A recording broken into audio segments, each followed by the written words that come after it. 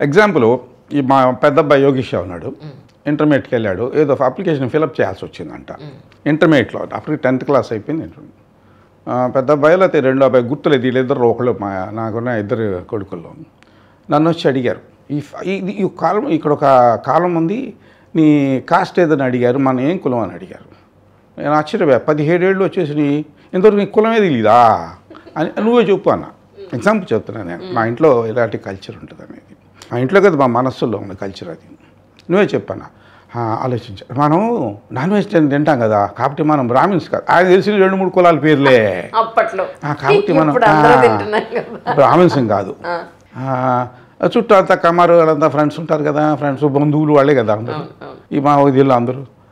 మనం కమరవా అన్నాడు, కమవడమా అన్నాడు.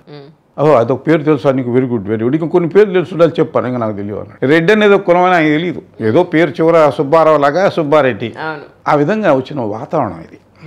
చిన్నప్పటి నుంచి మేము ఫాలో అయింది రామకృష్ణ పరమహంస, వివేకానందుడు. మా ఇంట్లో ఏ పుస్తకం, ఏ షెల్ఫ్లో ఏ పుస్తకం పట్ల లాక్కున్నా అయ్యే కనపడతాయి. యోగా, పతంజలి యోగా పుస్తకాలు ఉంటాయి, భగవద్గీతలు ఇన్ని ఉంటాయి, దాని తాత్పర్యాలు ఇన్ని ఉంటాయి. ఏ పుస్తకం లాగిన రామకృష్ణ పరమహంసతో వివేకానందుడితో వస్తుంది మనకు. మా పెద్దన్నయ్య అంతే, నేను అంతే, మా అక్కయ్య అంతే, మా చెల్లి అంతే. అందువల్ల ఆ కల్చర్, అది కల్చర్ అనే కన్నా కూడా సంస్కృతి అనేది ఆ ఇంట్లో ఉన్న పెద్దవాళ్ళ అలవాట్లను బట్టి, వాళ్ళ యొక్క ఆలోచన విధానాన్ని బట్టి వస్తుంది. కరెక్ట్, అలా వచ్చింది. అంతేగాని దాని ఏదో గొప్ప విషయంగా నేను భావించటల్లా. కానీ మీకు ఇద్దరు మగపిల్లలు కదా, ఎప్పుడైనా అనిపించిందా ఒక ఆడపిల్ల ఉంటే బాగుంటుందని? ముందుగా మా అమ్మాయి ఇప్పుడు అనిపించలేదు. ఎందుకంటే అందరూ, ఇప్పుడు మా అమ్మాయి బ్రహ్మర్షి, అమ్మాయి పేరు, ఈయనకన్నా 2-3 ఏళ్ళు పెద్దది, ఇప్పుడు అమెరికాలో ఉంది. ఇంకా అమ్మ కులం చిన్నప్పటి నుంచి మామిడి జాడలు వేసేది. ఆడపిల్ల, మొదట ఆడపిల్ల చనిపోయింది కాబట్టి చిన్న వయసులోనే, ఈయనకన్నా ముందు ఒక ఆడపిల్ల, ఆమె మా అమ్మాయి. అమెరికా వెళ్తే అక్కడికి వెళ్తాం, ఆమె వస్తే ఇక్కడికి వస్తుంది. అలాగా వాళ్ళతో పాటు ఇంకో అనేక మందికి అమ్మారు బంధువులు అయిపోయారు. అంచేత ఇది కమ్మ కాపు అది వాళ్ళు అన్నారు కాబట్టి ఓకే. అందుకని హిందువులు కూడా నేను ఏమంటానంటే, హిందువులు అనబడే మీరు అంట, నువ్వు హిందువు అనను, హిందువు అనబడ్డా. ఎక్కడో సింధు అనేది అవతల ఉన్నాళ్ళు పట్టుకుని వాళ్ళు హిందువులు, వాళ్ళు హిందువులు అని వాళ్ళు ఎవరో చెప్పారు, నువ్వు అని పలికావు అంతే. వేదాల్లో కానీ, ఉపనిషత్తుల్లో కానీ, పురాణాల్లో కానీ హిందూ అనే మాట నేను ఇంతవరకు నాకు తారసపడలా. చదివే అనుకోను. భాగవతం అయితే 7-8 సార్లు చదివాను. కృష్ణుడి కథలు ఎన్ని చెప్పను, మీకు కూర్చుంటే ఓపుకుంటే 3 గంటలు చెప్తా కృష్ణుడి కథలు. భగవద్గీత సారాంశం సింపుల్గా చెప్తాను. సారాంశం చదువుంటారు కదా భగవద్గీత మీరు, ఖచ్చితంగా చదువుతాను. చదివిన తర్వాత మీకు అందులో ఉన్న సారాంశం అంటే ఏం చెప్తారు? కృష్ణ భగవానుడు చెప్పిన దాంట్లో అర్జునుడికి ఏం చెప్పాడో మనం అందరం అర్జునులే, ఆ అర్జున్ మనకు అప్లై అవుతుంది. 3 చెప్పాడు, 18 అధ్యాయాల్లో 3 యోగాలు చెప్పాడు. భక్తి యోగము, నెక్స్ట్ స్టెప్ కర్మయోగం, ఆ పై స్టెప్ జ్ఞానయోగం.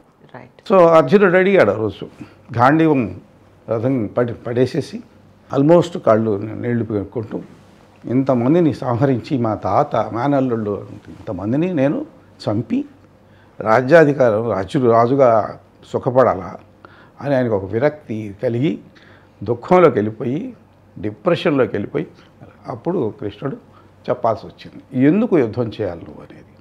ఆ దాంట్లో భాగమే మనకి ఈ హిందువులు అనబడేవాళ్ళు, ఇప్పటికీ నేను హిందువులు అనబడేవాళ్ళే అంట. హిందువులు అనబడేవాళ్ళు దాంట్లో మంచి దొరికిందని చెప్పి దాన్ని వీళ్ళు మత గ్రంథంగా అనౌన్స్ చేసుకున్నారు. అది మానవాళికి చెప్పింది, యేసుక్రీస్తు అయినా మానవాళికే చెప్పాడు, మహమ్మద్ ప్రవక్త మానవాళికే చెప్పాడు. అంతేగాని ఈ 10 మందికి అరేబియాలో టర్కీలో వాళ్ళకనే కాదు చెప్పారు. మహానుభావులంతా ఎవరికైతే ఈ 3 యోగాల్లో ఆత్మజ్ఞానం పైది ఎవరికైతే అందిందో వాళ్ళందరూ మానవాళి కోసం చెప్తారు, ఒక సెక్టర్ కోసం చెప్పరు, కొంతమంది కోసం చెప్పరు, ఒక దేశం కోసం చెప్పరు. మహమ్మద్ ప్రవక్త అందరి కోసం చెప్పాడు. యేసుక్రీస్తు లవ్ దై నైబర్ యాజ్ యూ లవ్ దై సెల్ఫ్. అంతకన్నా ఇంకేం పాటించాలి? అంతకుమించింది ఏముంది అసలు? ఇప్పుడు యుద్ధాలు చేసుకుంటున్నారు, చంపుకుంటున్నారు. యేసుక్రీస్తు చెప్పింది ఏం అర్థం కాలేదు వీళ్ళకి. దాంట్లో ఉన్న సారాంశం మనకు అర్థమయ్యి మనం దాన్ని పాటించాలి. వీరికి అర్థం కావటం, అడిగారు కదా అని మైకు పట్టుకొని ఉపన్యాసాలు చెప్పడం కాదు, పాటించాలి. ప్రేమతత్వం అయింది. కృష్ణుడిదేమో ధర్మరక్షణ, మహమ్మద్ ప్రవక్తది కూడా ధర్మరక్షణ. మహమ్మద్ రెండే చెప్పాడు, ధర్మాన్ని రక్షించు. మహమ్మద్ ప్రవక్త చెప్పింది ధర్మాన్ని రక్షించు, తర్వాత అందరూ సమానమే. ఈయన పాదుషా, ఈయన సేనాధిపతి, ఇలా బానిసలు. ఆ రోజుల్లో, ఆయన రోజుల్లో మనుషుల్ని పట్టుకొచ్చి ఇతర దేశాల నుంచి బానిసలుగా అమ్మేవాళ్ళు. నిలబెడితే వాళ్ళని బానిసలు వాడుకునేవాడు ఇంట్లో పనులకి, పొలం పనులకి, అన్నిటికీ. అది ఒప్పుకోలేదు ఆయన. అందుకే చెప్పాడు అందరూ సమానమే అని. సమానత్వాన్ని, ధర్మాన్ని ప్రబోధించిన మహమ్మద్ ప్రవక్త అనేక విధాన్ని ప్రబోధించినటువంటి కృష్ణ భగవానుడు ధర్మరక్షణ కోసం.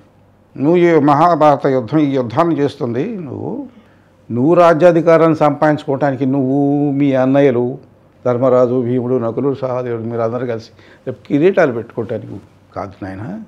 ఇది ధర్మరక్షణ కోసం యుద్ధం జరగబోతుంది. ఆయన చక్రం బయటికి తెలియదు, ఆయన యుద్ధం చేయలేదు కృష్ణుడు. ధర్మరక్షణ కోసం కొంతమందిని ఉపయోగించాడు. వాళ్ళని ఉపయోగించాలి. ఆయన తలుచుకుంటే ఒక చక్రంతో మొత్తం 18 అక్షౌహిణుల సేన తలకాయలు ఎగిరి పడిపోయేది. అవసరం లేదు. ఆయన ఆలోచన ఏంటంటే వీళ్ళకి తెలియజెప్పాలి, వీళ్ళ చేత చేయించాలి. నేను చెప్పడం కాదు, 10 మంది చేత చేయించాలి. 10 మంది అది అనుసరించేటట్టు చూడ. అది చేసింది కృష్ణ భగవానుడు. మహమ్మద్ ప్రవక్త అది చేశాడు. మరి ఆ ఇద్దరిలో నాకు డిఫరెన్స్ కనపట్లా. మహమ్మద్ ప్రవక్త ఏం చెప్పాడు, ఈయనది చెప్పాడు, ధర్మాన్ని రక్షించు, అందరూ సమానమే అన్నాడు. అందరూ సమానమే అనడానికి కృష్ణ భగవానుడు యాదవుడుగా పుట్టాడు. యాదవ కులం, క్షత్రియ కులంలో పుట్టలేదు, బ్రాహ్మణ కులంలో పుట్టలేదు. ఆ రోజుల్లో చాలా గౌరవించబడే కులాలు అవి, సామాజిక వర్గాలు. యాదవులుగా పుట్టాడు. 16 ఏళ్ల వరకు చదువు లేదు. అప్పటి వరకు గోవులను కాసుకుంటూ తిరిగాడు పెట్టుకొని. ఆయన భగవంతుడు. ఆయన చెప్పింది హిందువులు అనబడేవాళ్ళు మీరంతా భగవద్గీతని మత గ్రంథంగా తీసుకున్నారు, ఆవులు కాచుకుని ఆయన చెప్పింది. ఈరోజు యాదవుడు బీసీ.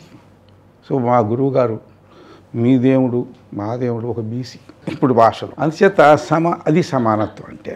అంతేగాని ఒక బ్రాహ్మణ కులంలో పుట్టిన ఆయన ఒక క్షత్రియుడో ఎవరో మీ దేవుడిగా తీసుకోలేదు మీరు, మీ హిందువులు.